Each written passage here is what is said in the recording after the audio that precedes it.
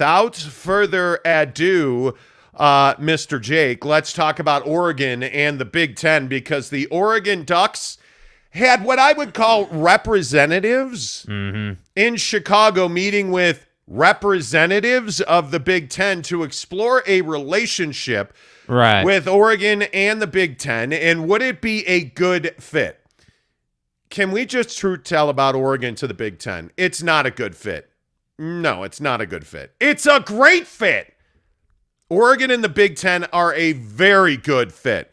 Oregon, listen, can we I understand it. They're not Northwestern. They're not the Ivy League of the Pacific Northwest, but they are an AAU institution, which means they are a well-respected research institution. And let's be honest, that's all you need, because Oregon, they play football. They have Phil Knight. They have Tinker Hatfield. Those guys are working behind the scenes to get into the Big Ten. Jake, is it enough in your opinion? Yeah, I mean, look, Oregon is a great school. I mean, there's just no getting around that. Whether you're looking at football, whether you're looking at being in the AAU column or ranking, if you will, or having that distinction, like that's a big deal. It matters. I think. What I find so funny about this whole situation, though, is when you start looking at I believe it's 62 schools that have the AAU distinction and basically saying, hey, these are very prestigious research institutions. It's funny how that conversation and that label is applied within the college football expansion conversation. So what I mean by that is the college football expansion conversation, as far as the Pac-12 and the Big Ten are concerned, is revolving around money. Hey, we're the Big Ten. We just signed this huge TV rights deal for $7 billion, and it likely can escalate to 10 if we add schools like Oregon and Stanford and Washington and Cal or whatever. If we add those 5 schools, we can escalate that and get that up to 10 for our TV rights. But what's funny is that the AAU thing only becomes important when we talk about the Big Ten adding schools. It's not as though because the Pac-12 has a bunch of AAU schools that somehow that guarantees their success. And that's what I think is funny about this conversation. Everyone wants to talk about, well, are you a research institution? Are you a college of higher learning?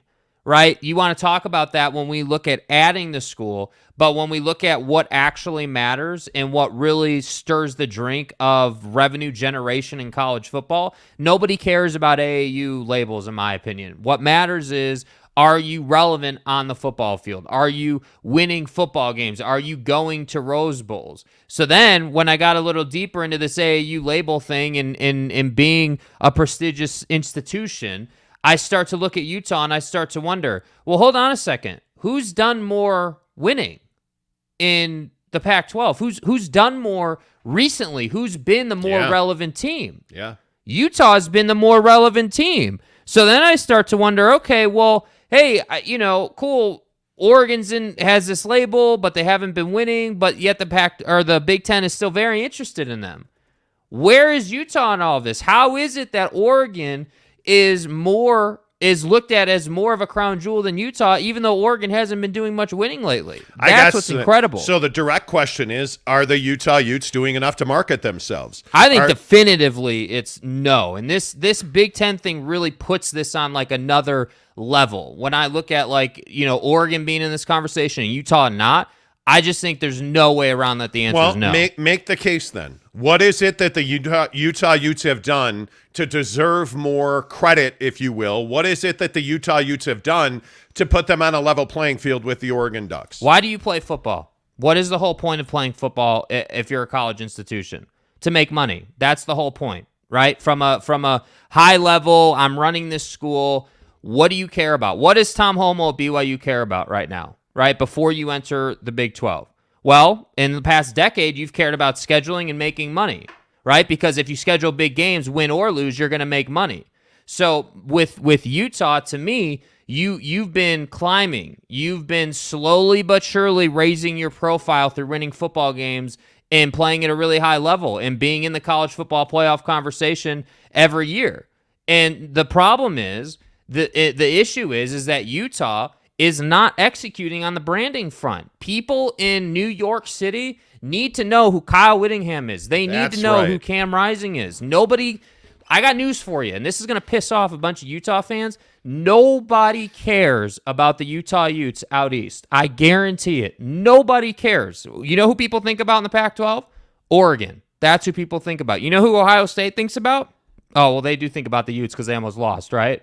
So they're the only people out there that think about the Utes. I'm telling you that Utah has to do better. You know, we're getting on Twitter from players in the Utah program that we've got NIL news coming and, you know, all this NIL stuff is finally happening.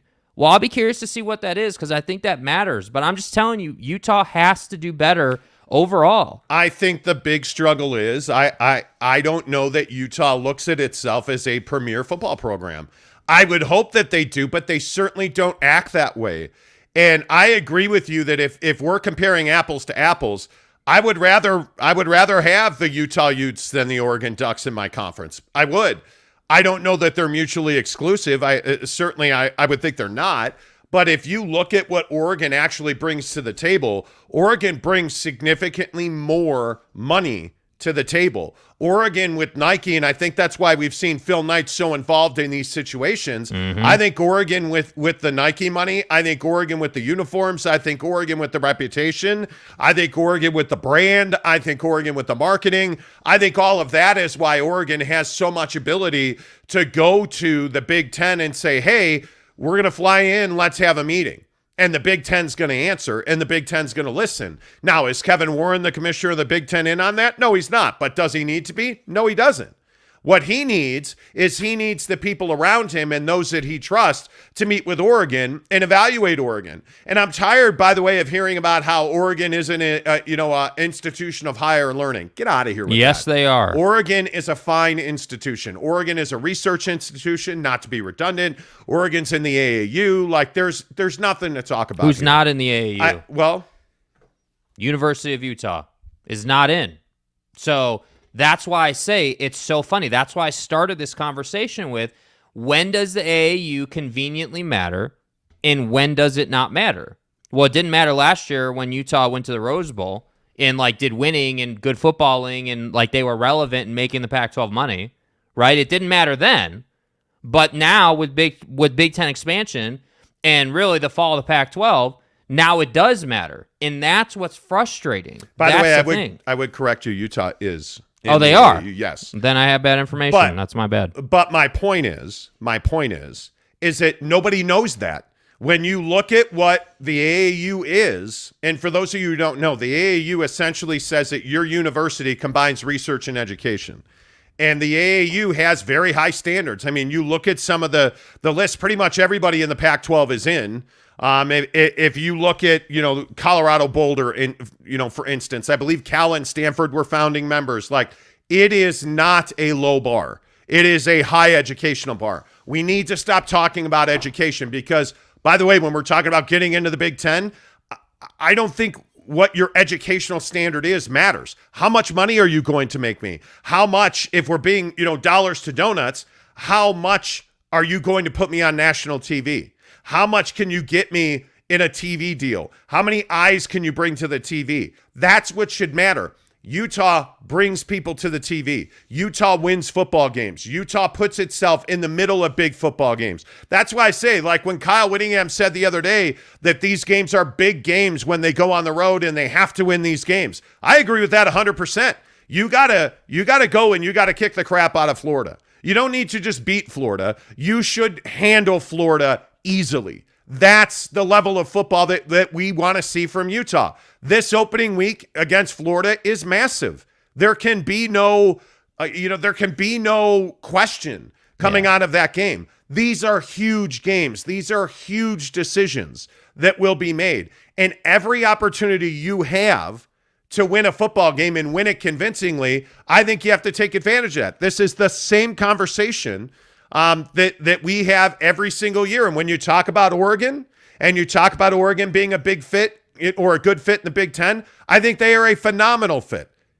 But has Oregon won any more than Utah has? I could make the argument that Utah has a far more successful football program than Oregon does. I could make the argument that Oregon belongs in the Big Ten before Utah because of branding, because of money, and because of perception versus reality.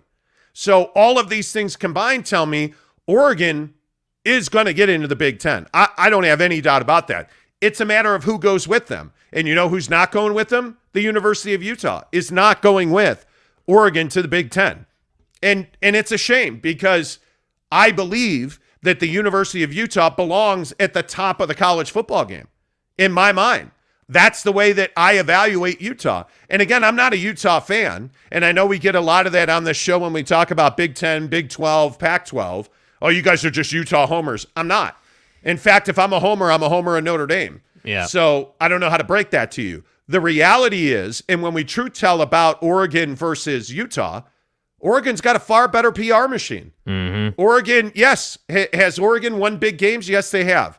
Has Chip Kelly been, really the Renaissance man at Oregon? He is. He was. Today, he still has a huge impact, and his legacy at Oregon still has a huge impact on that program.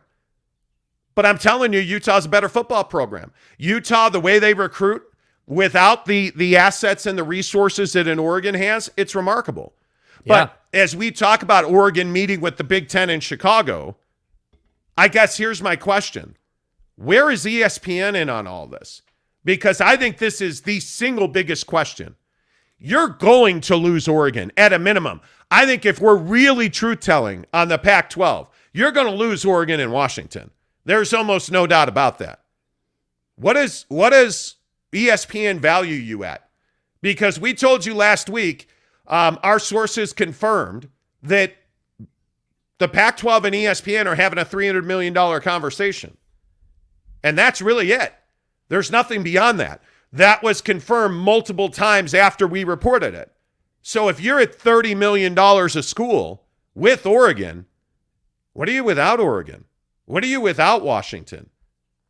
My guess is that you're far less than that. You're $15 million a school without them. Yeah. And I think if you're ESPN, you have very little interest in overpaying for the Pac-10. You have very little interest in probably paying very much at all for a Pac-8 that doesn't include Oregon and Washington. Yeah. The reality is, without Oregon, the house of cards collapses because Utah's not hanging out, in my opinion. If Oregon and Washington leave, and if there is an agreement with Oregon in the next month, my guess is this conference is dead. And I told you, go back and look at the channel. I think a month ago now. The Pac-12 is dead. It's over. We're George Kliavkoff, he's collected a paycheck, and we're negotiating. The Pac-12 is dead. It's done.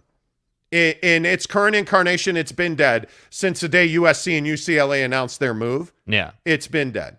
But now that you know, Oregon's not just chilling, hoping for a phone call. Oregon's out actively looking for a new home for their university.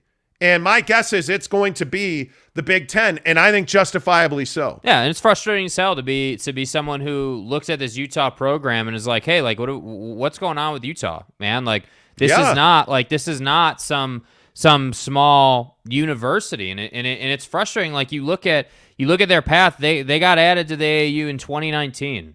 Oregon's been in the AAU since I think 1960 something, if memory serves. So like the path is just completely different. But I think that it's just frustrating when you have this great thing happening at Utah where you have all these players and all these kids and this core of this team that's really battled and like, pushed through adversity, and like you have this great story and nobody knows about it. I feel like nobody knows like anything about it unless you live in Salt Lake City. You don't know about these two kids that have died over the last couple of years. You don't know that Witt almost retired. You don't know about the noodle arm quitter quarterback thing. Like you don't know about any of that.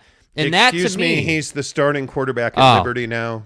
Yeah, I'm sure they're a prestigious institution as well, so I'm sure he'll be just fine. But the point is that I just get tired of like having to have this conversation in this state, man. Like I feel like whether it's the Jazz or the Utes or whoever, we constantly are talking about where is your video, where is your branding, where is this, where is that, why is it impossible to watch Jazz games on TV? Why? Like that's what kind of burns me out. We get a lot of comments about, hey, I'm burned out on NBA trade talk, or I'm burned out on this or that. Like I'm burned out on our teams in the state not doing their damn job. That's what I'm burned out on, and branding themselves. Yeah, I don't disagree with that. And I think one of the things that's very clear here is the Big 12's just biding its time, as I would be.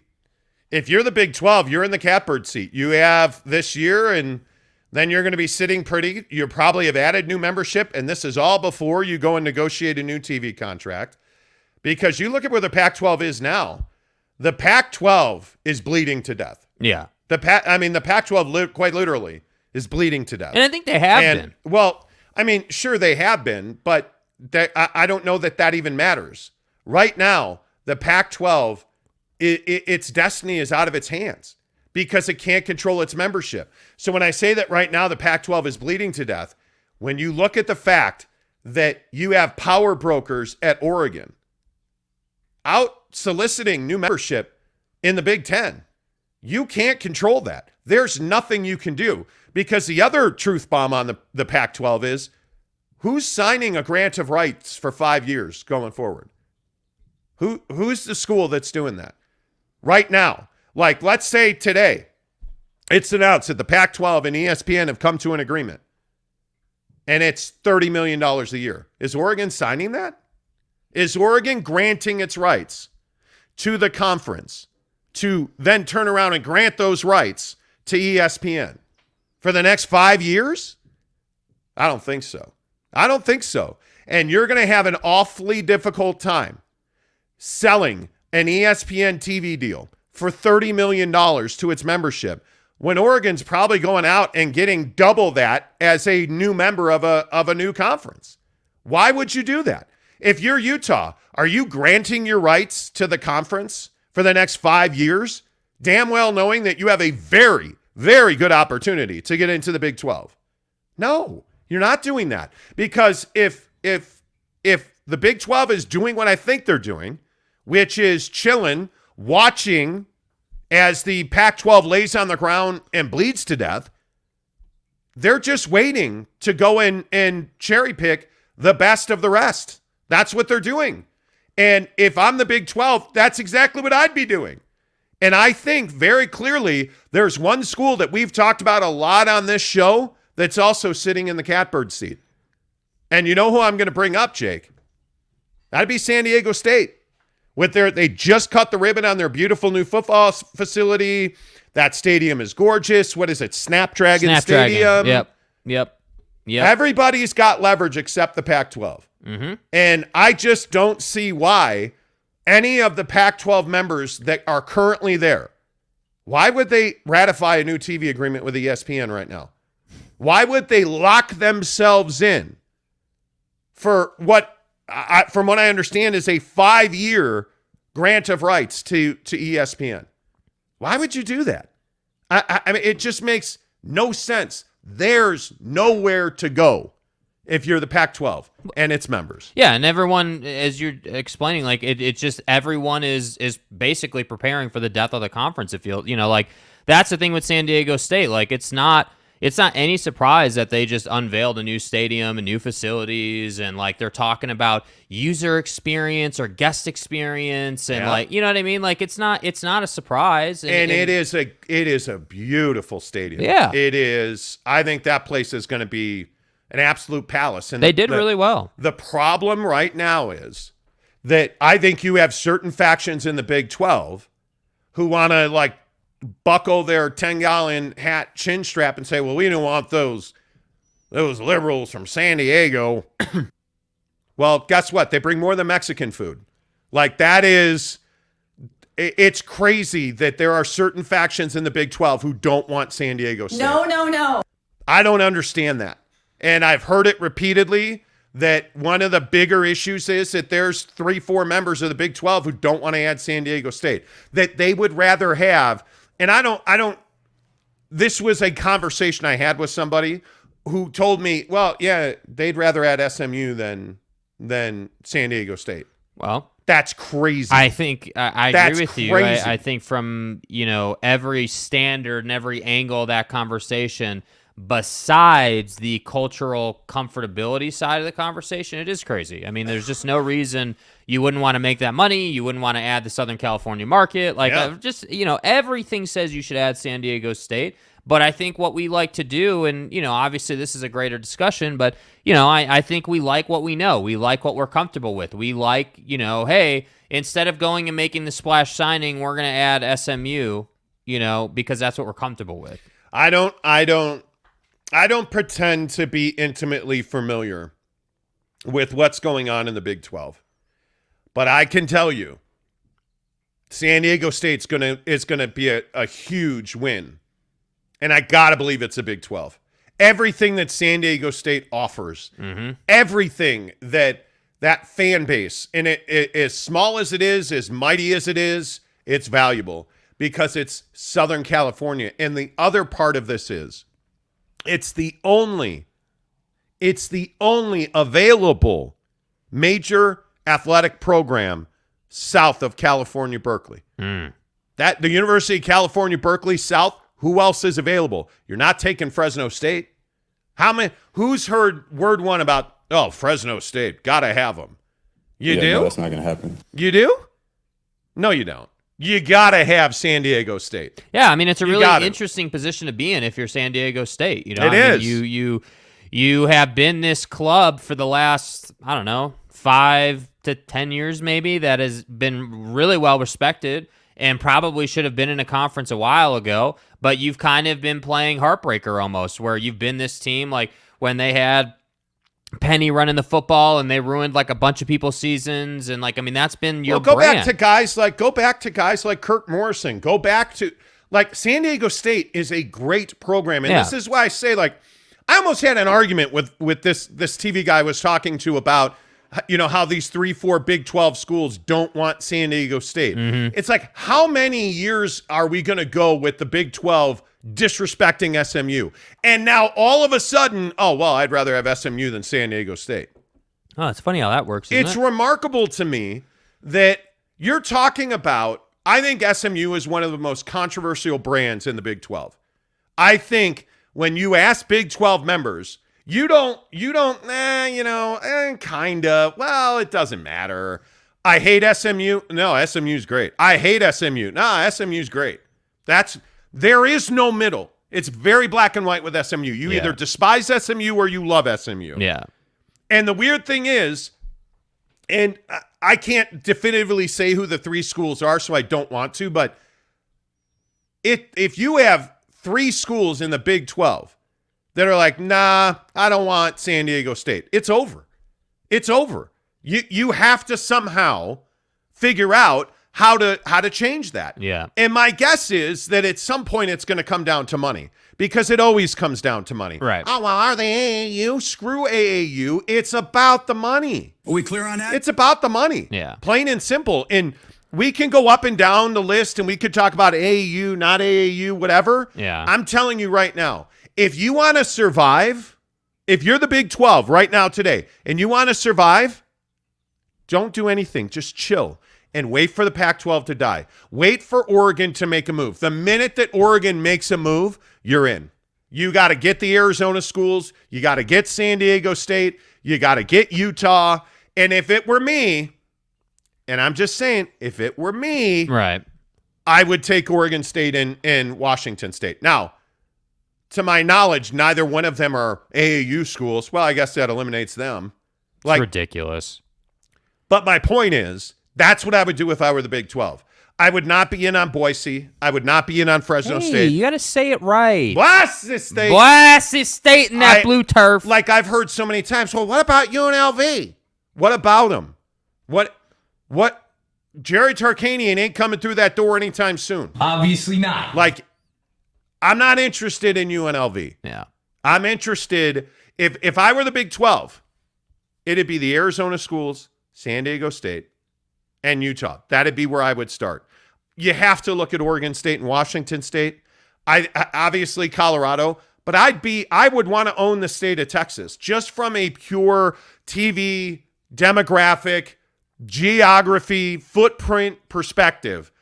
if you add SMU, like what don't you have? Because you've got Houston, you've got Lubbock, you've got Fort Worth. Yeah.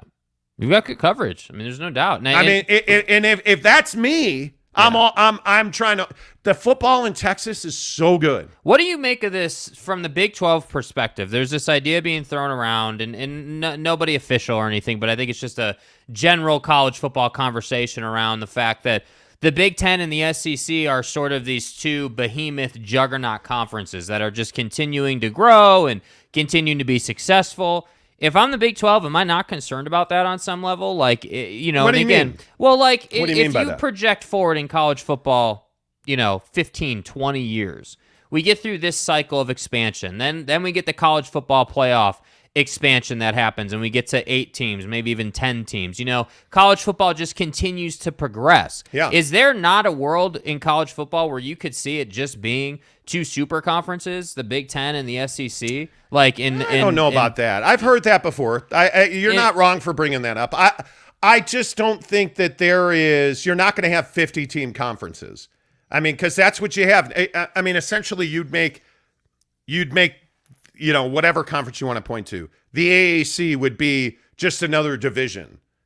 I don't see that happening. I could see where you would have, if you're the SEC or, well, even more to the point, if you're the Big Ten, I mean, there's a lot of people who think the Big Ten's going after Miami and Florida State as well. I could see a 30-team conference, but at some point it just becomes too much. Like there aren't enough slices of the pie to go around. And at some point when you get that big, it becomes a declining proposition for people like Mississippi State, for the lower teams in those conferences, for the Iowa States, for the Purdues, for the Indianas, for the smaller teams of those behemoth conferences.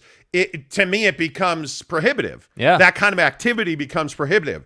I think what you're more going to see is you're going to start to see the smaller schools and when I say smaller schools, I don't mean, Purdue's got a smaller fan. You said they were a small school well, and terrible. How dare you? How dare you? Boiler up.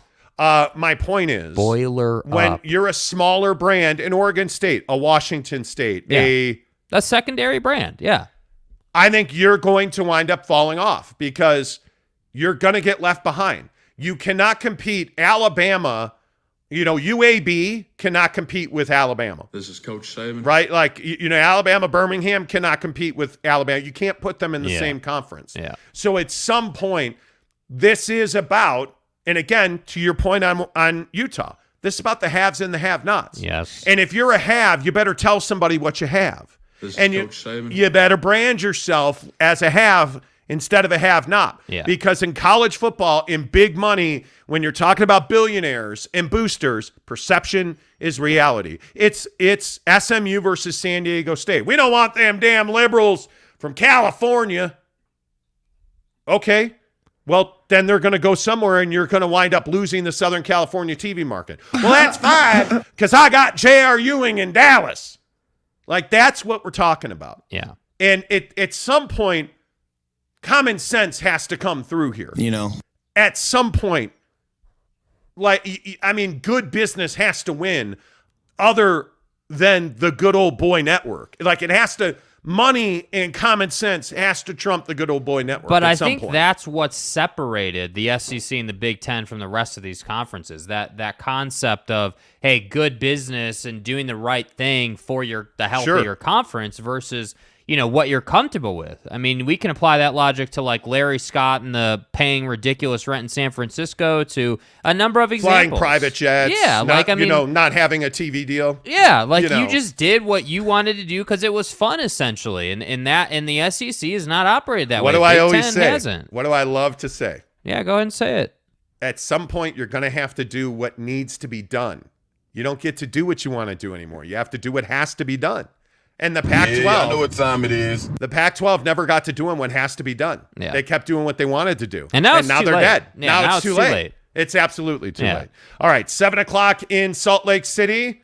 That means it's 9 o'clock in the East and 6 o'clock in the West. Good morning. This is Monty in the Morning.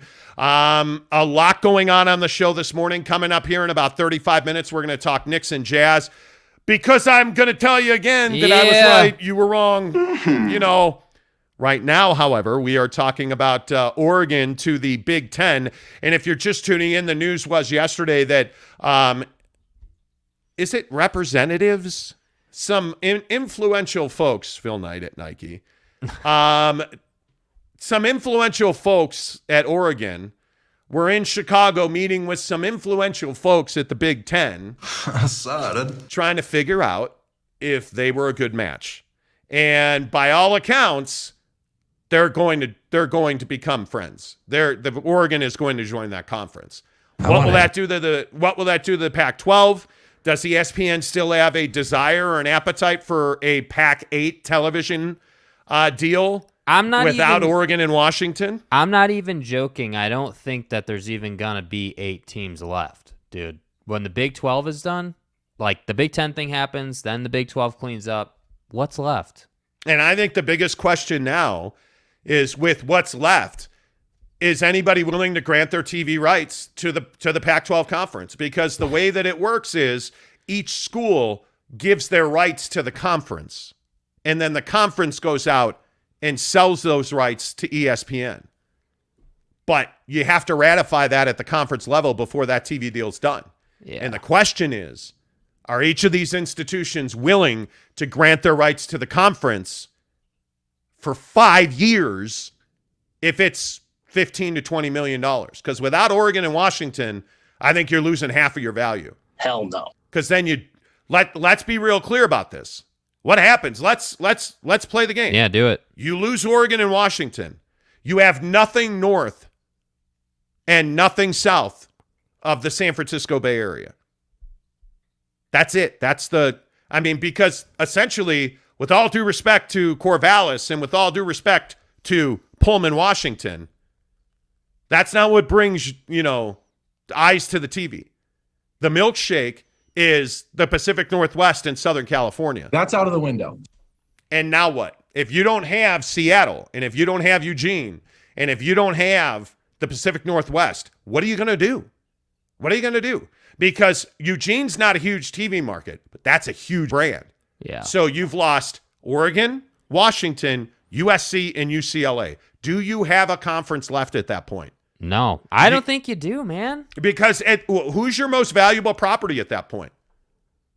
Yeah, I don't know either. I don't know, because I know that Utah brings people to the yard. I mean, people watch Utah games. There's no doubt about that. But aren't the Arizona schools now arguably your most valuable property? I mean, if you look at the 8 teams that'd be left at that point, I mean, you're talking about Washington State, Oregon State, Arizona State. You're talking about Utah. You're talking about Cal. You're talking about Stanford. Like Colorado. You don't have a huge brand at that point. Yeah. So where do you go now? Like, what do you do now? And the answer is, I have no idea. Yeah, I mean, I think best case scenario. I mean, obviously, you're taking a step back. Like, you're not. I mean, I have no problem saying I'm not fully educated on what defines a Power 5 conference and what what your thresholds are and like what you got to get to stay in that definition. But I think that nobody's going to respect you certainly at that level anymore. I mean, I think that I mean, look, I just think it's a new thing. It's a hey, we were the Pac-12. We went through all this change and expansion, as far as other conferences are concerned, and this is what we're left with. So, hey, now we got to go back to the ESPN table, and we got to figure out, okay, well, what actually are you willing to pay to do this? Because now it's not Pac-12 After Dark. It's like Pac-7 or 8, probably. Pac-8, yeah. So I don't know what you do. And again, I think this question of does ESPN give a damn about the Pac-8 at that point is super relevant. I mean, I legit don't know. Like, is anybody really turning on ESPN to watch Arizona State or Washington State? Or, like, Arizona State has potential. That's the thing. You could get Arizona State to bring eyeballs to the TV, but not right now. Not with the Herm Edwards scandal and everything that's going on there. That's just not a power program right now. Arizona is a basketball school. You look up and down, and you just don't have a lot of value right now. And think about the enrollment at the schools that would be left. The 8 schools that would be left. Arizona's got 43,000. Arizona State's got 71,000. Okay. You have Colorado's got 33,000. 33,000. Oregon State's got 31,000. Right? Stanford's got 16,000, which again goes to my point that Stanford's a tiny school. Stanford has 16,000 students. That's pretty much self-explanatory. You just don't have you don't have huge enrollment. Even Utah is 33,000 enrollees. Like, if you look at that, I mean, that is a small. That's why I say, what is San Diego State? 37,000? Something like that. That's why they become a hugely important. They have a good fan base. They have a passionate fan base. They win football games. They win basketball games. And they're marketable. Brand new facilities, Southern California. Yeah. And people in the Pac-12 are like, no. Big 12. Both. Or both, really, I guess. Yeah, both. Yeah, both. Yeah. That's why I'm saying, like, I don't pretend to understand the way people think about this game. I really don't. All right, let's get your comments in here. First win this morning is Porch Pirates. Oh, Porch Pirates. Okay. So if you missed the show yesterday, we talked about Porch Pirates. And those are the people that steal packages off your porch. And that they were renting U-Haul trucks and all that good stuff. Okay. So Porch Pirates says, do you guys have any tips for cleaning up glitter? Had a job go south. Any tips on where to get a U-Haul would also be appreciated. So that's a reference to the glitter bombs. People, there's one guy on YouTube that creates bombs. He puts a fake package on his porch, and in the package is a glitter bomb. So when you open up the glitter bomb, it spools up and shoots glitter all over the place. Excellent strategy, sir. Whoever created Porch Pirates, you're a god. Thanks for a great show. Love listening to you guys on my morning route. See what he did there? His morning route, because he's a porch pirate. See that? He's out doing it because it's his job. On his route. Yeah. See Neville 93 says good morning. Kurt Myers says good morning. Lord Raiden. No kidding, they want out. Remember, they've already invited themselves to the Big Ten in July. Yeah, Oregon's like, hey, we're joining the Big Ten. Yeah. Correctamundo. The Big Ten's like, wait, you guys are ducks. We have badgers, ducks and badgers. Yeah, now we have Trojans. No, and we can't, duck hunting season. Yeah. Kurt Meyer says Mr. Nike should start his own conference. Seriously. Lord Raiden says, I think so too. The reason I keep hearing for Oregon to the Big Ten is Phil Knight wants them there. Well, I mean, the guy's got bread. Yeah. I mean, you look around college football and you look at the biggest boosters. Those schools are all in huge conferences. I mean, that's not, look at Utah. The Eccles name is on everything, right? Like, I mean, the Huntsman name is on everything. Yeah. Those are big money people, so when you look at the money and you look at the, the Crimson Clubs of the world, that's what powers Phil Knight. It's Nike, it's uniforms. You can't tell me that Phil Knight is not making a deal based on what Nike's willing to do for members of the Big Ten. Yeah. Come on. I mean, that's got to be in play, right? Like, I mean, yeah. Has to be. Kurt Meyer says Knight could secure TV rights through the Golf Channel and get tons of money with LIV. He could, I guess, if he wanted to. Kurt Myers also says they should have Sir Charles put on the duck mask before the broadcast. You don't sound serious about that. Is that sarcasm, Kurt? New York Jazz fan says, watched the Manti Te'o doc last night. Couldn't sleep after that. Thank you. Dude, I'm telling you, dude. The Manti Te'o doc on Netflix will just wreck your night. It's in your head, bro. Dude. It is seriously in your head. Bro, it is not good, man. He says, I think a lot of people owe Manti Te'o an apology. Media blew that one up, maybe to hide that they don't fact check their stories. I think that's exactly right. And I do think that Deadspin, thank you. New York Jazz fan says Deadspin's a whole different story. Te'o was basically a boy. He didn't deserve any of this. He was a victim on both angles. Changed him forever. Exactly right. Yeah. Jesse Harsh, good morning to you. Morning, boys. Will Oregon be able to ditch the Pac-12, or has the most appealing thing about their program become their uniform variety? because right now I'd take Utah. I'd take Utah over Oregon every day. I just think that Utah doesn't brand themselves. Nobody knows this. Does anybody know that Utah's the original BCS buster? Does anybody remember that Urban Meyer used to coach it? Does anybody remember Urban Meyer putting BYU logos in the urinal and BYU logos on the floor so that his players could walk over them and take a leak on them? And Stop disrespecting me, bro. does anybody remember that Utah is the original BCS buster? I don't think anybody remembers that. And it's because Utah's let them forget. And now you're coming off of a Pac-12 championship and one of the best Rose Bowls we've ever seen. You got to remind people. Yeah. You got to remind people. Completely agree. And the problem is, to your point, I think earlier, not to talk for you, but Phil Knight doesn't have to remind anybody. The swoosh doesn't have to remind anybody. And kids care about that. I mean, we had Micah Hanneman on 2 weeks ago. Was that 2 weeks ago already? Yeah. He straight up said, I mean, one of the main reasons that he chose BYU over Utah was the Nike deal.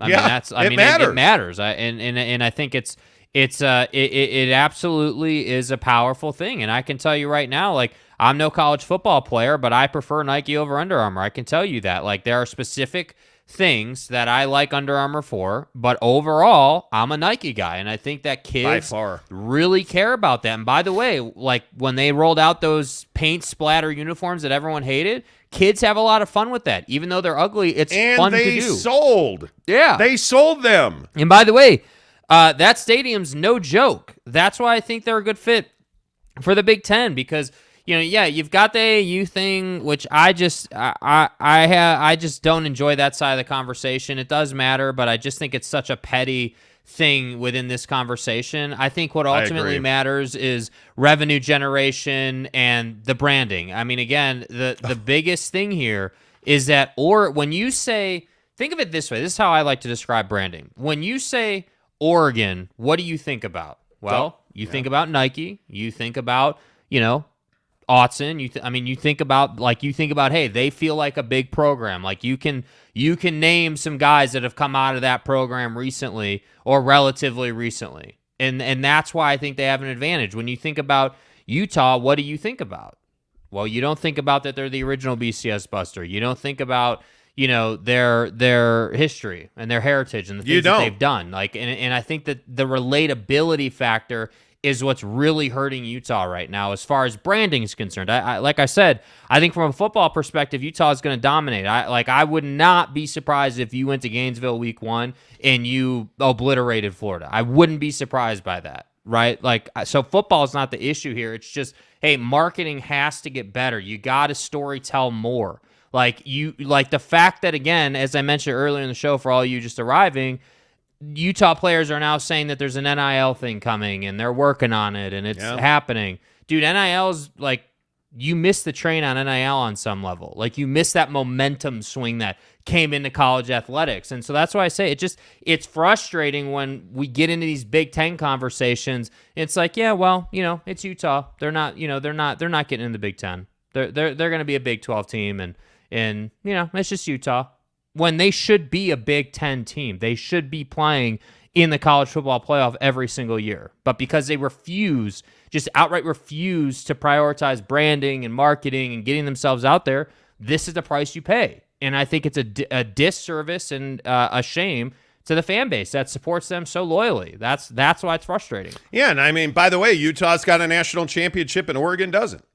I mean, who remembers that? What year was that? 2008, that the 13-0 year. 2008. I mean, honest to God, I can't and I know we talk about this for a living. I couldn't tell you a name of a single player on that team. Couldn't tell you. I don't know it. Well, those were the Mountain West days. I mean, it is. I don't know, man. I think when I look at Utah and I look at Oregon, people automatically assume that like Utah's below Oregon. Utah's won more games. Utah's played football longer than Oregon. Utah has a national championship. Utah, and I'm not taking anything away from all those conference championships, the Mike Bellotti years. Like, I don't take anything away from any of the accomplishments of, Chip Kelly, Mario Cristobal the last 2 years, and really it was really the last 3 years. I don't take anything away from those guys. Kyle Whittingham has outperformed all of them.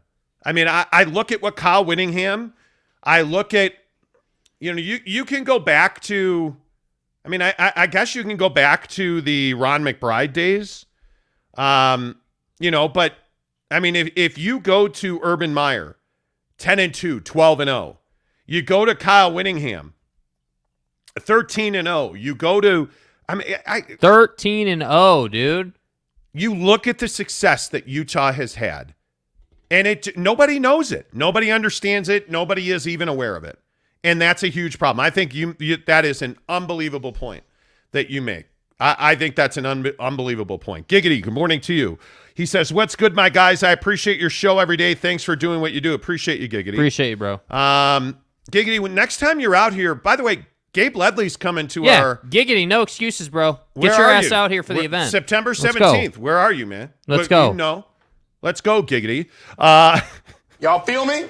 Giggity is amazing. He's come one have of some our wings. long times. Come have some pizza. Yes, he's one of our long times. We'd love to see you at the event. Yeah, bro. We really should, Giggity. If you work it out, bro. If there's any chance you can come out, we should have like an Arizona dinner. Yeah. We should have like a huge dinner at Red Iguana on the weekend of the 17th, maybe that Friday night. Yeah. We try to put together like a huge get together at Red Iguana or something, and we should do that. That would be awesome. Dennis Barnes says, I'm just praying the Lakers can be part of a 3-team trade once Pat Bev becomes available. Donnie, please. Okay. You're about 20 minutes away from NBA talk here on the Monty Show. Lord Radin says, dude in the left doesn't understand. Do you have any idea how much research dollars the Big Ten brings in? Sports are just a hobby. I'm not telling you that research dollars or academia doesn't matter. When we're talking about college football and conference expansion, you can't tell me somebody's tracking research dollars instead of what they bring in TV money. I just don't buy that. I don't believe that, they're not an AAU member. Can't have them in the conference. I don't buy that for a second.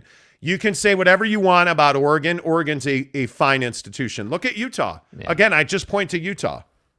Utah is a phenomenal institution of higher learning, from medical to,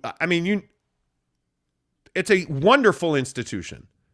So you can't tell me that we're making judgments on research dollars when it comes to apples comparisons. I just don't, Lord Radon, with all due respect, I just don't think it's as significant as people make it out to be. I do think it is important that you line up academically. You can't bring in the Pittsburgh College of Diesel Engine Repair to your conference and call yourself a conference of higher learning. I agree with that.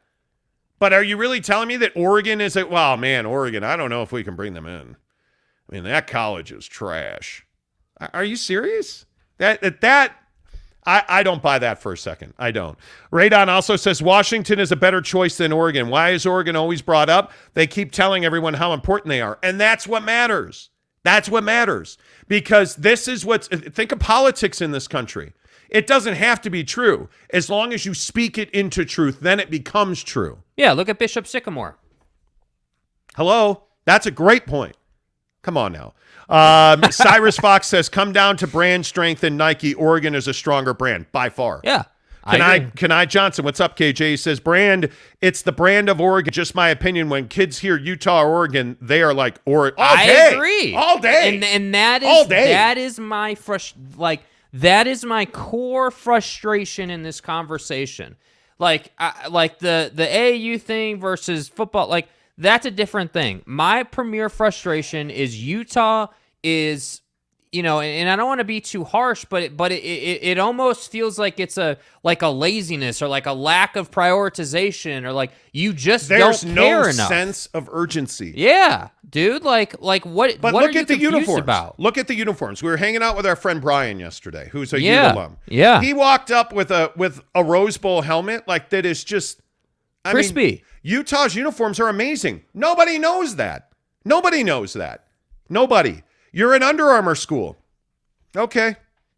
That, like, you're not winning a recruit. If I said Nike Under Armour to a 18-year-old kid, he's taking Nike every single day. There's just no sense of urgency. Look no further than BYU versus Utah. BYU's uniform package is superior. There's no question about. I don't think anybody would argue that. Yeah, you can't. BYU's uniforms are amazing. There's nothing even to talk about. But I think this thing about branding with kids is hugely important. Yes. Like not just now, like where Utah ends up, it's got to change. Think about, again, the Manti Te'o story. One of the things that Manti Te'o talks about is perception and branding. He wanted to go to the University of Southern California. One of his, I think it was a family member, said to him, well, do you want to go be the next great, Polynesian player at the University of Southern California? Or do you want to be the only great Manti Te'o at Notre Dame? Yeah. He went to Notre Dame. It's not even arguable. It is perception. The brand power of Oregon is far greater than the brand power of Utah. Yeah. It's not close. NY Jazz fan says Oregon branding. Phil Knight has pushed that brand. Love it or hate it, but their jerseys push their brand. Absolutely it does. Yeah, and now it's affecting you in Big Ten talks. Pudge NYC, what's up? He says, salute Monty and Jake. Kurt Meyer says, Rodman, the ambassador of sports. Yeah, don't get me started on that story. Dude, no. Don't. Lord Radon says, pretty sure Utah is AAU. They are AAU. They are. Absolutely they are. And the Timberwolves play in the East, right?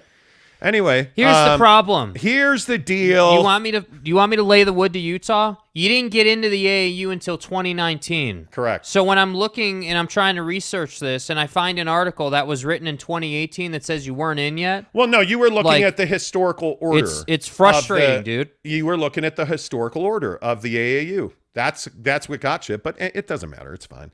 The Big Ten is going for legacy programs. Utah is not a legacy program. Utah is better served to go to the Big 12 with BYU. Totally agree.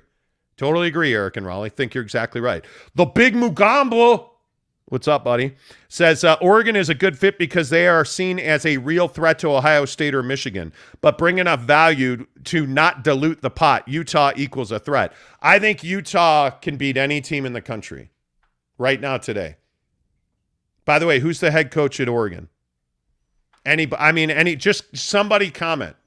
Can anybody tell me who the head coach at Oregon is? I don't think people know. Where is Aaron right now? That's my point, right? You know Mario Cristobal. You don't know who's the head coach at Utah. Kyle Whittingham. It's perception versus reality. The reality is Oregon's got a better brand. They have a better PR machine. Yeah, you don't need to know who the head coach at Oregon is because it's Oregon. Yeah, it's not close, man. It's not close. Oh, hey, sorry, I missed Marlon Shaw gave us a $10 tip and says TV execs say compelling matchups is more important than market. What compelling matchups does San Diego State provide? Not saying they wouldn't. That's an important question to be asked if considering them. Yeah, I think that's fair. I think that's fair, but I also think nobody has the Southern California TV market in college football right now. Yeah. Yeah, I mean, it is going to go to the Big Ten. There's obviously, right? I mean, that UCLA and USC are going to the Big Ten. Nobody has it. The SEC, the Big 12, the Mountain, nobody has them. Right? Because the Mountain just doesn't exist. So when we're talking about it and we're going round and round about who's got leverage in Southern California, right now, nobody.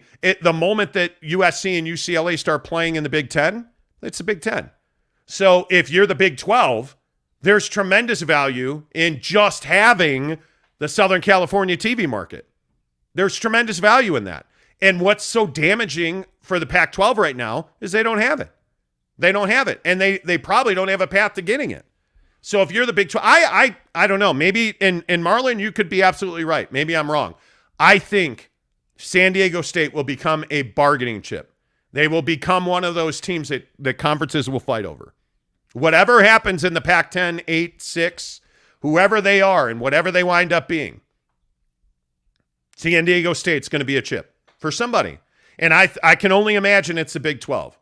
Because I can't see how does the remaining teams in the Pac currently 10, how do they not end up in the Big 12? Let's surmise that Oregon and Washington go to the Big 10. Mm-hmm. How does everybody else not end up in the Big 12. And then you add San Diego State and one other school. Like, it just makes too much business sense. Yeah, I think the market versus the matchup thing is a fascinating conversation. I completely agree. But this whole conversation around, hey, someone's got to have the Southern California market is all that matters right now with San Diego State. Yeah. And that's just what it is. Yeah. San Diego State Aztecs 21 gives us a $2 tip. Thank you. Gretzky, San Diego State now versus what they will bring to the Big 12. What does San Diego State bring to the Big 12? I think they bring tremendous brand as far as the region. Yeah, I think that's the biggest value is the region, is the geography. I mean, their brand is where they're located. Yeah, period. nobody's going to sit here and say that San Diego State's somehow going to play for a national championship. That's not the point. Not right now. Yeah, the point is that you want eyeballs in Southern California. You do, because the Big Ten's got that, and the Pac-12 doesn't. You can't recruit if you can't recruit Southern California. You're just crossing off some of the best quarterbacks in the country routinely. Yeah. I mean, Los Angeles, Orange County, San Diego, you get tremendous quarterbacks that come out of there. Yeah. You have to be able to recruit that. Yep. And if you are the Big Ten, you're going to own that. You're going to own that. You're going to have kids that are going to go from Rancho Santa Margarita. You're going to have kids that are going to go from the Peninsula. You're going to have Los Angeles. You're going to have kids from Mater Dei playing in the Big Ten because of USC. You have to be able to go there and compete. And you have to be able to say, hey, if you come to San Diego State, you're going to play a big game versus USC, Big 12, Big 10. That's a big game. Yeah. You have to be able to do that. And if I'm the Big 10, I'm not going to bring in San Diego State. That's not a good fit. You don't need San Diego. You've got Los Angeles. So if I'm a Big 12, San Diego State becomes a huge chip, in my opinion. Let's see. Palio Racing. Palio and stuff says, I could see ASU being a big team one day, but now, no. Well, Arizona State is just in shambles football-wise. Yeah. I mean, the fall of Herm Edwards, and the failure is probably a strong word. Bobby Hurley's not been a success at ASU, in my opinion. I still go back to his whole won't play GCU thing. Grand Canyon. Arizona State refused to engage Grand Canyon for the longest time. Wouldn't play him in basketball. Wouldn't play him. Just wouldn't do it. And I think it left a stigma over that program. Yeah. Honest to goodness, I do. Boyd Lake says, I agree about CSU. Colorado wants to leave the Big 12. Wanted to leave the Big 12. Oh, yeah, for sure. But this is Nebraska. Everybody said I was an idiot. Oh, you're an idiot. When I said Nebraska wanted, and I think if they could make equal money, would go back to the Big 12. But they're not going to leave that money on the table. They're not going to leave that money on the table. They're not. Matt says the Pac-12 refusing to take Texas Tech, Kansas, and Oklahoma State will go down as their nail in their coffin. Totally agree. Keith Carl, nobody in the Pac can even breathe without creating dysfunction and uncertainty. Every little conversation will be scrutinized and lead to more unrest and less value for the conference. Well, because they're not aligned. You're exactly right. Matt Ritson says Stanford has branded only in Olympic sports. Well, I don't know that I agree with that. Stanford has a pretty good tradition in basketball. Stanford is a really good football program. The problem with Stanford recruiting is, and it's very much like Notre Dame, it's impossible to get into those schools. Do you know how hard it is to get into Stanford? Even if you are the best quarterback in the country. Yeah, but that econ, that C you got in econ, yeah, you might want to go to one of the Cal State schools. Listen, dude, javelin's not paying the bills. I got news for you, okay? Shot put is not paying the bills, bro. You said javelin. Jesus. You said javelin. A brand in Olympic sports is not a brand as far as college football is concerned. Wow, but bro. we won. We were the original BCS buster in the shot put. You know. Bro, come on. You said, my guy's bringing up Olympic sports. With all due respect. You said javelin. With all due respect.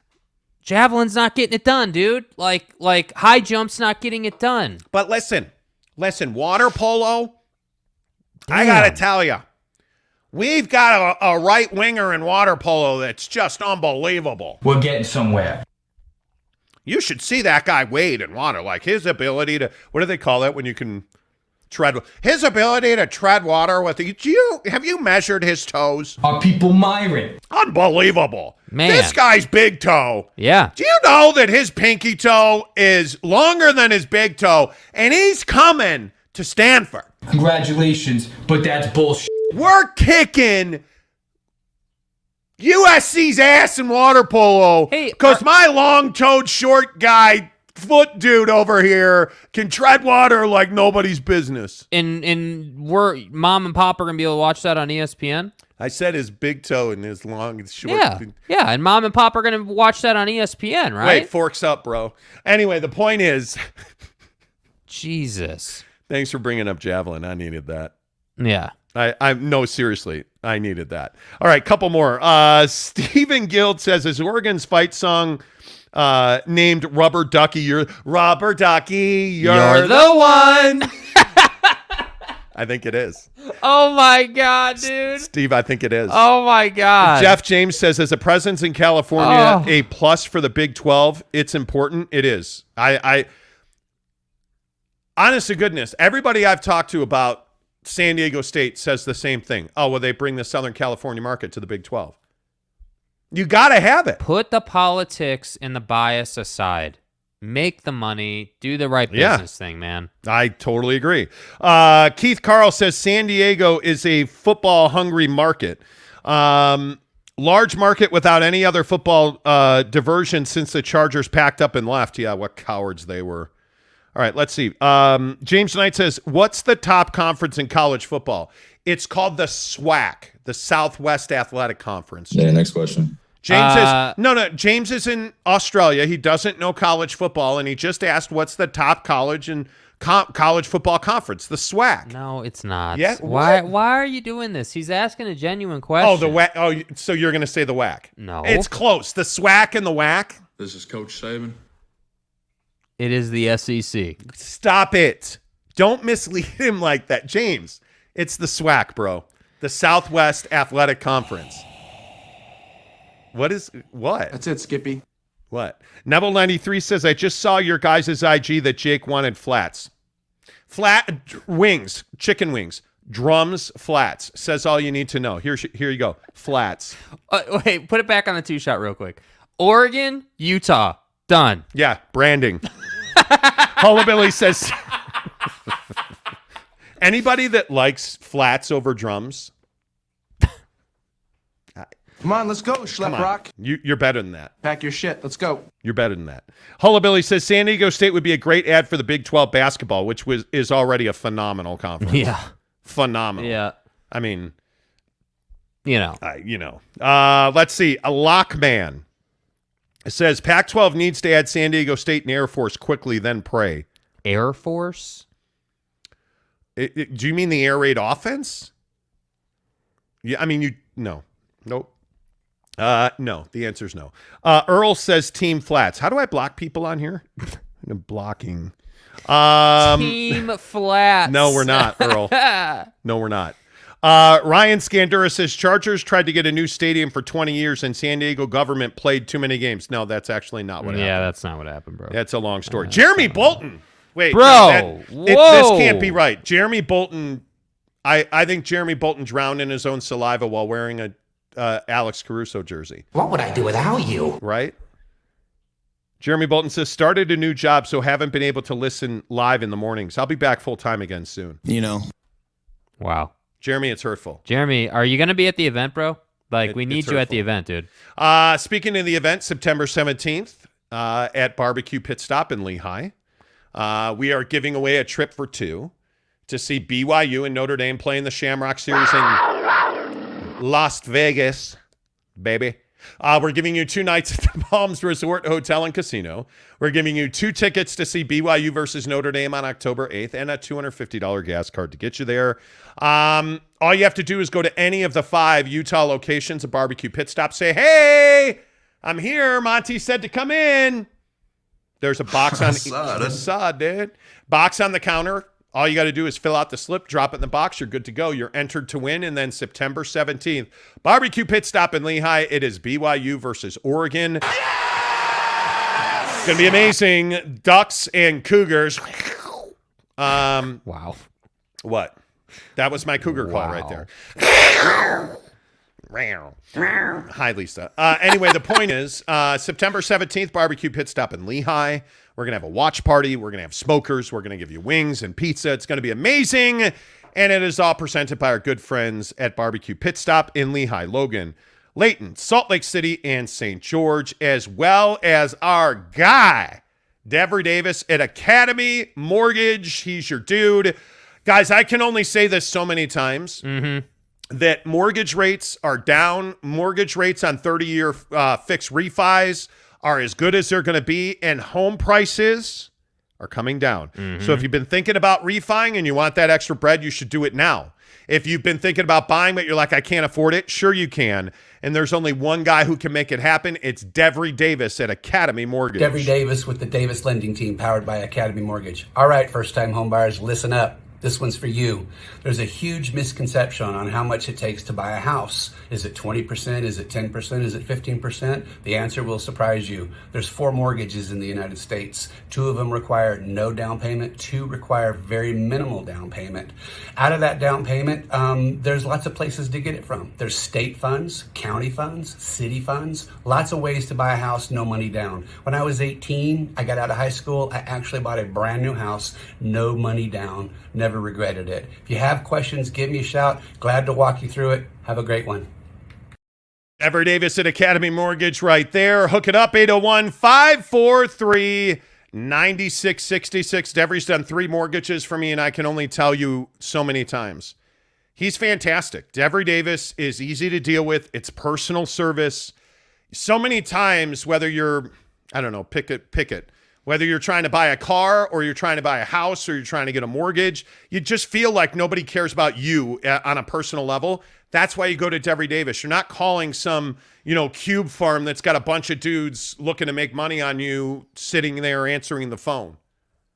Did you say a cube farm? Yeah, cubicles. A huge room full of cubicles. Okay, with, got it. Dave, Sorry. Yeah. Dave and Bryson answering the phone. Well, hey, let's hook you up with a 7% mortgage. No, man, call Devery Davis today, 801-543-9666. He's going to hook you up with the best rate possible. He's going to put you in a position to get that house you've always been looking at. And if you need to refi, call Devery Davis today.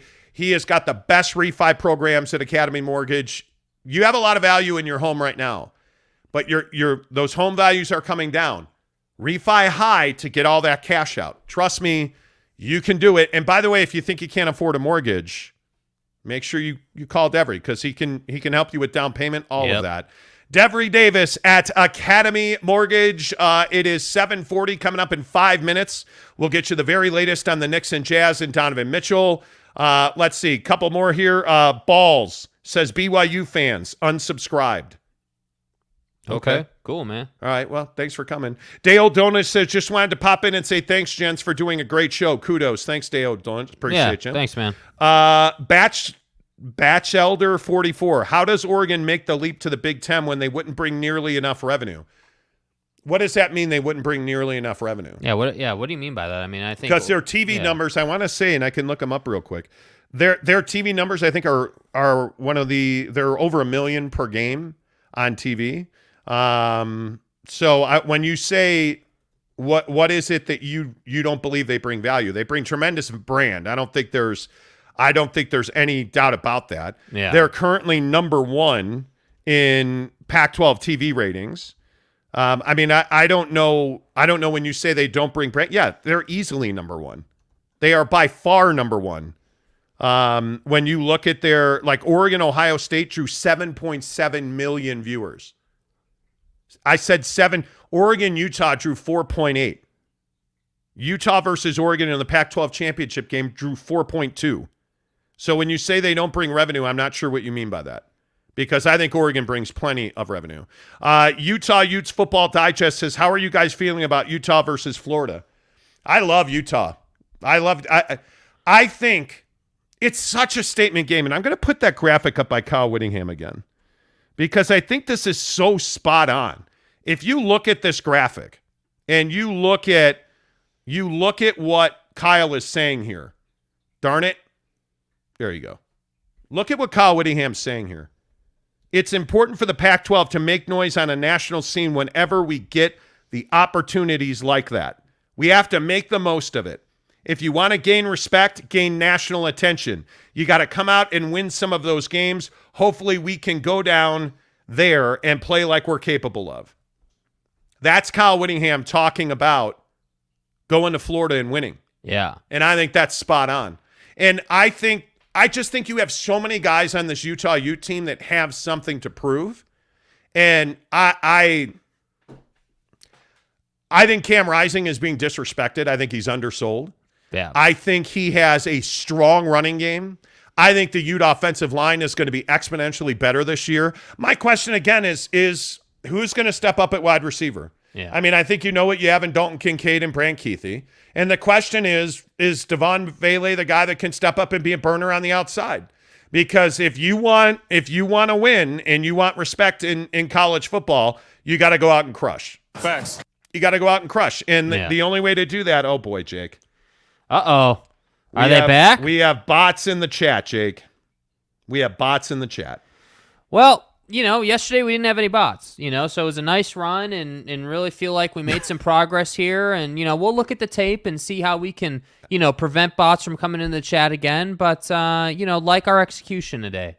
Just glad to be here contributing to the ball club. And, there we go. We banned the bots from there. The you channel. go. But yeah, I don't know what you think. I love Utah in that game. Yeah, I think Utah just has a huge opportunity. As you saw in the Kyle Whittingham graphic, like they have a huge opportunity to come out and get their season started on the right foot. And I think that if you can beat Florida by 2 possessions, if there was somehow some way you could beat them by 14 points, I think that's a very definitive win, and I think it's impressive. And furthermore, what I'd also say is that stadium has been sold out for that game for the past 10 days, I think. Like 10 days ago it was sold out. And Utah is still only 2.5 points. Yeah. So the home team gets 3 points. Are you a 5.5 point favorite? We'll see. I don't know. I'll be interested. They should win the game. Like, the expectation is Utah's going to win that game. The conversation is, are you going to make a point or are you going to survive? That's the conversation. Can you beat Florida by 15 or 14 rather? Or are you going to beat them by a field goal and escape? That's the question. And again, I think this is brand.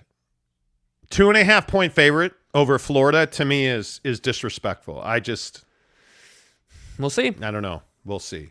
Let's get some of your other comments in here. Let's go and see who asked. Somebody asked. We just got a comment. Somebody asked about Britton Covey. I think it was Jackson. Yeah. Do you think Britton Covey will make the Eagles roster? Well, he's doing fine with that thumb injury. Yeah. I think he would have to. He'd have to do something drastic not to. I think he's going to make it. I do. Weston Cottom says, "When's the last time Utah opened their football season against a P5 not of the Pac-12?" I don't know. Yeah, I'd have to go back and look at that. But like I said, I think it's a great thing. Historically, they have not. It's been a minute. I'd have to go back and look at that. Marlon Shaw says, "Guys, seriously, Florida sells out when they play the Sisters of the Poor blind school." I don't know about that, dude. I don't know about that. That Florida hasn't been Florida for a very long time. You can say that it's sold out because it's week 1. Okay, I can kind of get behind that, but I just think that this is a big time matchup, man. Like this is like it's a big time matchup. There's really no way around it. You're like it or hate it, Florida is a well-respected program even when they're not good, which they're not great right now. So, I just think there's a lot of I just think you have an opportunity. Again, this is branding. Hey, by the way, week 1 we flew across the country and beat the living hell out of Florida and walked out of there with, putting 14 points up on them.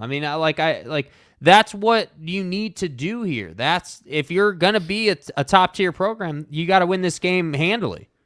Yeah, looking at Florida attendance numbers, their season ticket numbers are low right now. They're well off of their 16, 17 high. I we'll see. We'll see. All right. I'm not saying Florida's a bad football program because it's not.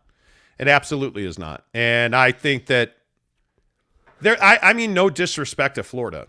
I mean, Utah should go to Florida and win. Yeah. Utah's a better team. Facts. Utah has experience. Yeah, I mean, you have some significant losses on defense, but I mean, their linebackers are going to be fine. They're going to be fine, dude. I think the real question is, do they have a legit burner outside? And can every single week, can Cam Rising go out and prove that he's a Heisman candidate? Because Yeah. I think he is. Yeah. And I do think he will.